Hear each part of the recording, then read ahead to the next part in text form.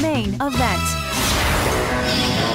Phil Hellmuth, 11 World Series of Poker bracelets, countless World Series tirades. The guy can't even spell poker. Oh, this idiot! Supposed to be great players, they suck. And this year, 2 rants stand out above the rest. How do these players even last this long?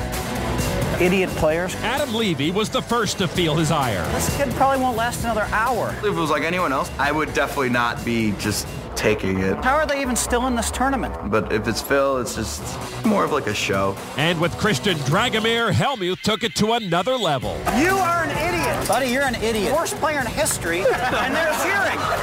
That made me mad. You are an idiot. It's my right to play my cards however I want. Christian's call of Phil's pre-flop raise with 10-4 at the end of day 5 really pushed Phil over the edge and put him in rare form. Speak of the devil. I'm sorry. Yesterday, my fault. Sometimes I'm just too much of a jerk, No, you know. no, so. you're not. Sometimes I'm too much of the poker brat. So my fault. I apologize. Sit down. Don't miss your hand. I thought That's okay. No problem, man. It was my fault. You really didn't do anything wrong. I just I play so hard for 5 or 6 days, and then to have that happen just freaked me out a little bit. But even when Phil apologizes, it comes with an asterisk. In Phil's world, it's always about Phil. And hey, I'm sure Adam Levy will get his apology in the mail. Let's go to table 2 and catch up with Jeremy Joseph, whose pocket queens lost some of their appeal when an ace flop to put Dennis Phillips in the lead. Joseph check called for $200,000 after the flop. Turn card now is a deuce of diamonds. No help to Jeremy Joseph. Joseph checks.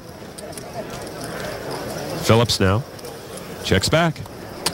River card's a jack of clubs. Ace is up for Phillips. He gets the check mark. But you see 4 clubs on the board, but Joseph's going to bet $500,000. The 23-year-old has played loose and fast and put a lot of pressure on his opponents. And right now, those $500,000 chips are advertising a flush to Dennis Phillips. Phillips with 2 pair. show me. Wow, his instincts are right. He makes the call. Good, tough call from the trucking account manager. Phillips will take that pot, and it's tough times for the former chip leader, Jeremy Joseph. That was either a good call or a donkey call, and I wasn't for sure which. It's a good call when you're dragging in 1.7 million chips. Out to the field, Tiffany Michelle with a top 5 chip stack, squaring off against Mike Matasso after the river. They had checked the turn. Tiffany's been running real good the last couple of days. Matasso bets $225,000. The mouth bets almost half the pot. Tiffany Michelle now. 2 pair. Makes the call. Mike. The turn and river, very good to Matasso. He got his 2 pair. I was giving it up if you bet the turn. I was done with it. So a bit of a slip for Tiffany Michelle, but the news is worse for the only other woman left in the field. Lisa Parsons pushed all in with jacks pre-flop. Owen Crow called with aces. Parsons at risk. Parsons started the day as one of the 10 shortest stacks in the room, has gotten nothing going, and Tiffany Michelle is an interested third party. So Parsons at risk, trailing the aces of Crow. And now the flop. Queen 5-5, Crow still ahead. Crow's aces up are in command. Lisa's got that look. She knows she's about to go home. She needs to get lucky. Turn card is a deuce, and she needs it right away. Tiffany Michelle now 1 card away from being the last woman standing. Lisa Parsons needs a jack and a jack only, or her main event is over. River card is a 9, and Lisa Parsons eliminated in 76th place. Good job. A strong finish for the amateurs' first main event. I think that's me. I think I'm it.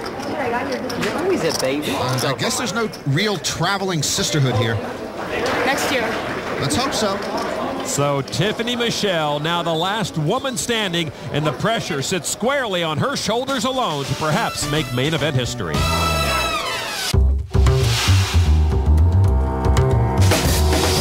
Back inside the Rio, Brandon Cantu has pushed all in on the turn with a pair of 9s and a flush draw against David Benefield, who just hit a straight. Benefield had bet $335 on the turn. Brandon re-raised all in. I don't think I can bet fold. I call. So Benefield calls. He is at risk. Cantu again here with a high wire act. Red card. Benefield needs to dodge a jack or a club to double up. River card.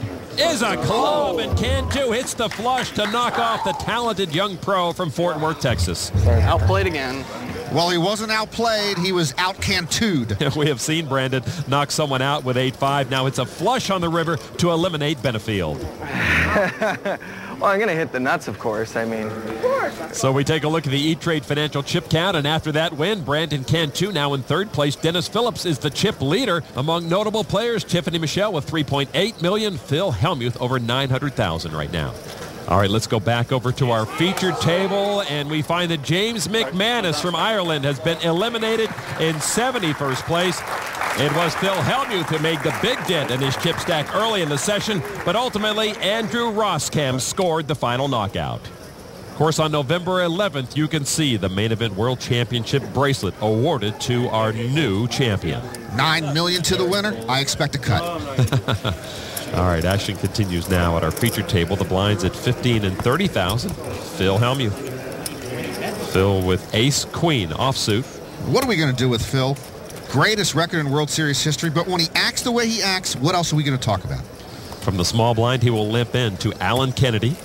In the big blind, he has 7-5. Remember, Kennedy, a Camp Hellmuth grad. Yeah, and he switched out his signature Phil Hellmuth sunglasses for some reason. Flop is Jack 7-6. Kennedy leads with a pair of 7s. Now, see, Phil didn't raise Kennedy out. He just got out flopped, and eventually it will be Alan Kennedy's fault.